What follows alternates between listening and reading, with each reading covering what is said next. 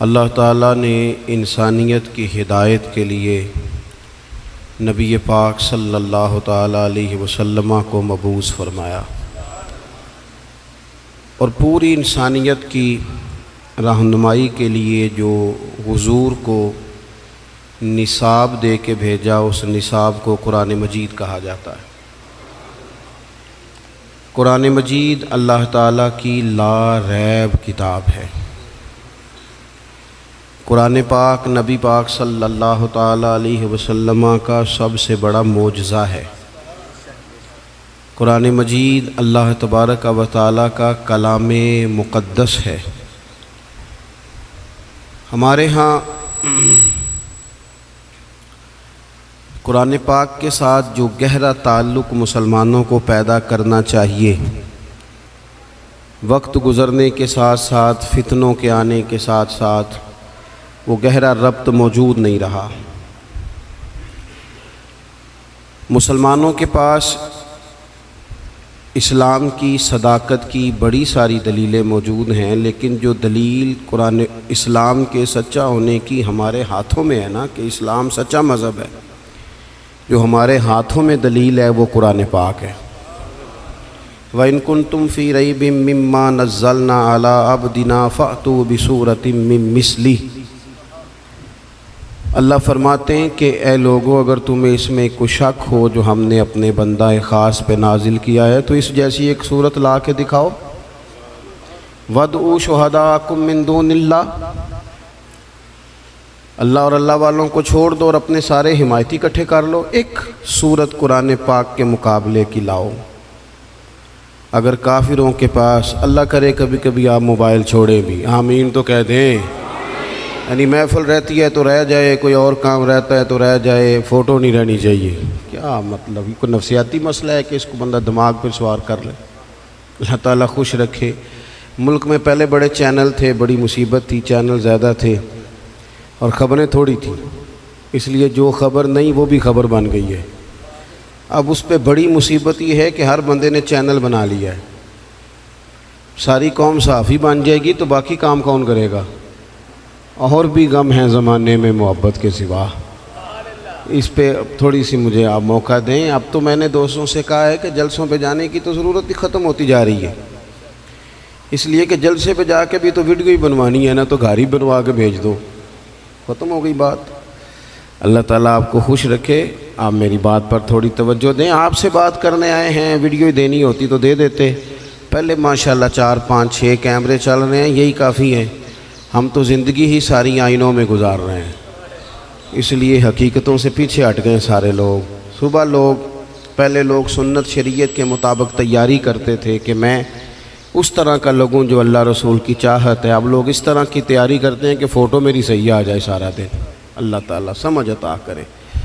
یہ خوابوں کی دنیا ہے، اس سے باہر آئیں، حقیقت کی زندگی کا سفر کریں، ورنہ جسمانی طور پر تو شاید ہم تھوڑے بہت قائم رہ جائیں گے، لیکن روحانیت ختم ہو جائے گی، وہ مصیبت کھڑی ہو جائے گی اگر صرف کیمروں میں زندہ رہنا ہے۔ تو آپ تھوڑا ٹائم دیں، بس 2 4 ہی تو باتیں عرض کرنی۔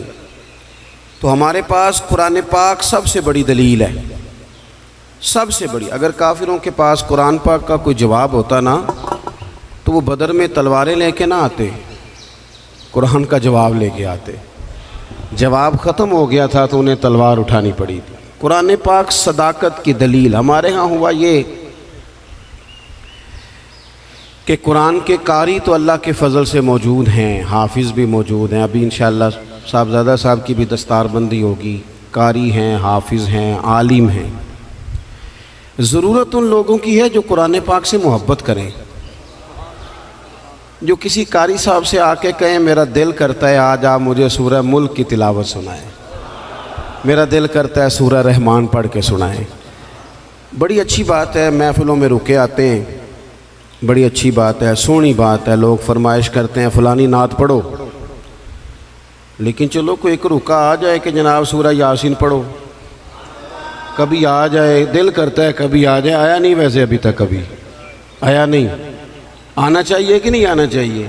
اچھا ایک اور مسئلہ ہے، نقیب، خطیب، نعت خواں، میری طرح جو بندہ بھی اسٹیج پہ آئے گا وہ آ کے کہے گا سارا قرآن حضور کی تعریف ہے، یہی کہتے ہیں سارے تے سناندے شعر نے، بھئی سارا قرآن بقول تیرے حضور کی تعریف ہے تو پڑھ نہ 4 آیتیں پھر، وہ آئے تو ایک بھی نہیں سنا رہا سارا قرآن۔ بلکہ اب تو اللہ خیر کرے، میں تو اسٹیج پہ پریشان ہو جاتا ہوں جب نقیب محفل کو دوڑ دھوپ کرتا ہے نا بہت زیادہ، بھاگ کے ادھر چلے گئے، بھاگ کے ادھر چلے گئے، مائک نکال لیا، کہتے پرا ہو جو میں جملہ دین لگا، تو کئی دفعہ پوچھنے کو دل کرتا ہے تو جملہ دین لگا کہ بم جلان لگا، بات کر جو کرنی ہے، اور جو بات تو نے اتنا زور لگا کے کی وہ بڑے آرام سے بھی ہو سکتی تھی۔ تو یہ مزاج نہیں سنجیدہ لوگوں کا، سنجیدگی فکر حسن ہوتا ہے زندگی کا۔ میری بات کی سمجھ آ رہی ہے؟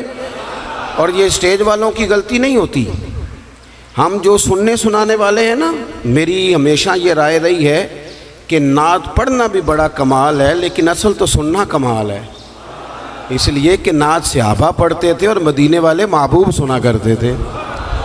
تو جب سماعتیں زیادہ مؤثر ہوں گی، مہذب ہوں گی، تو انشاءاللہ سننے والے بھی اسی ترتیب سے چیزوں کو مرتب کریں گے۔ عام دام برسر مطلب قرآن پاک ہمارے پاس دلیل، اور قرآن پاک میں سچ مچ ہر چیز کا حل موجود ہے، لیکن اس کے لیے جو قرآن پاک سے پیار کرے، قرآن پاک سے محبت کرے، آپ یقین کریں کہ اب تو کئی دفعہ نا مشکل محسوس ہوتا ہے کہ کس طرح کر کے اللہ رسول کی بارگاہ میں جائیں گے۔ پیروں کے آستانے، محفلیں، جلسے، فلاں چیز، ہر شے زیادہ، تلاوت تھوڑی۔ یعنی محفل نعت میں ایک بندہ صرف قرآن پاک پڑھنے والا قاری، وہ بھی شروع میں لگا دو، اور 11 بندے نعت پڑھنے والے۔ بھئی آپ ضرور نعت پڑھیں، پر قرآن تو اصل ہے، قرآن تو کمال ہے، قرآن تو اعزاز ہے، اور قرآن ہی تو وہ چیز ہے جسے پڑھ پڑھ کے مدینے والے محبوب نے لوگوں کے دلوں کا زنگ دور کیا ہے۔ آپ بغیر قرآن کے کیسے انقلاب برپا کریں گے؟ اور اب بہت سارے لوگ ہیں، وہ آج کل ایک جماعت چلی ہے نا جو کہتی ہے صحابہ کے سب سے بڑے محب ہم ہیں، پھر ایک اور نکلی ہے جو کہتے ہیں کہ ہمیں زیادہ سمجھ آئی ہے، امام حسن سے بھی زیادہ سمجھدار ہیں، انہیں زیادہ سمجھ آئی ہے۔ اور خدا کے بندو، میرے رسول پاک کی ہر نسبت اگر حضور کی اولاد کی بات ہو تو میرے امام کہتے ہیں تیری نسل پاک میں ہے بچہ بچہ نور کا، ایک ایک بچہ حسن والا۔ اور کس بندے میں جرت ہے، اتنی طاقت رکھتا ہے کہ وہ یہ عقیدہ پھیلائے کہ نبی پاک کا کوئی صحابی ٹھیک نہیں؟ تجھے کس نے یہ اجازت دی ہے؟ اپنے قد کے مطابق بات کرنی چاہیے۔ یہ حضور کے صحابہ ہیں، حضرت ابو بکر صدیق سے لے کر سیدنا امیر معاویہ تک، حضور کا ہر صحابی آنکھوں کی ٹھنڈک ہونی چاہیے، تبھی عقیدہ حسین رہتا ہے۔ یہ جو کمزوریاں دکھائی جا رہی ہیں یہ صرف کتاب و سنت سے، یعنی لوگ شعروں کے زور پر عقیدے تگڑے کرنا چاہتے ہیں۔ شعر ہم سے زیادہ کون پڑھے گا؟ ہمیں تو بیماری ہے شعروں کی۔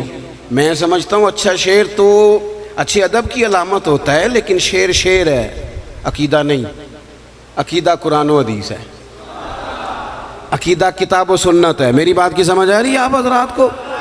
آپ شعر پڑھ کے عقیدے کوئی مضبوط کریں گے؟ شعر وہ جو عقیدے کی تائید میں ہو، عقیدے کی اعلیٰ حضرت نے درجنوں آیات لکھی، حدیثیں لکھی، اور اس کے بعد شعر لکھا کہ تو زندہ ہے واللہ، تو زندہ ہے واللہ، تو یہ تائید میں ہے۔ بہرحال اس طرف جانا نہیں چاہتا، تو اصل ہمارے پاس قرآن پاک، اور قرآن کہتا ہے ذالک الکتاب لا ریب فیہ، تمہیں وہ شانوں والی کتاب دی ہے جس میں شک کی گنجائش ہی کوئی نہیں، کوئی شک ہی نہیں، بے عیب لا ریب۔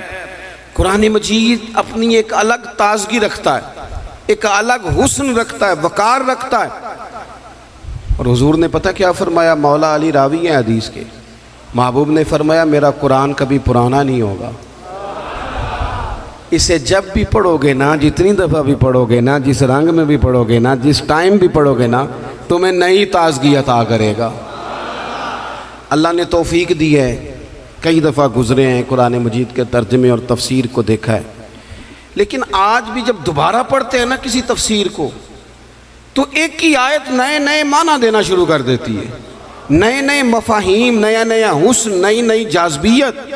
قرآن پاک پڑھیں، قرآن پاک سے دلچسپی پیدا کریں، قرآن مجید کے ترجمے کو سمجھیں، قرآن مجید کی تفاسیر کو دیکھیں۔